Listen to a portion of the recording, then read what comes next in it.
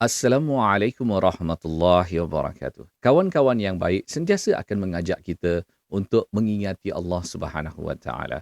Kawan-kawan yang baik ini juga akan mengajak kita untuk menambah ilmu pengetahuan agama kita agar kita tidak sesat, agar kita benar-benar faham apa yang kita lakukan untuk mendapatkan kasih sayang Allah Subhanahu Wa Taala.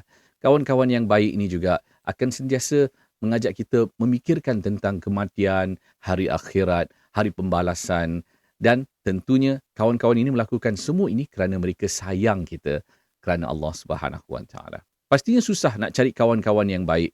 Namun kita boleh mulakan dengan menjadi orang yang baik itu agar kita sama-sama mengajak kawan kita untuk mencari syurga Allah Subhanahu Wa Taala. Mana tahu mereka yang masuk syurga terlebih dahulu sebelum kita dan mereka mengajak kita untuk memasuki syurga Allah Subhanahu Wa Taala seandainya mereka tidak bertemu kita.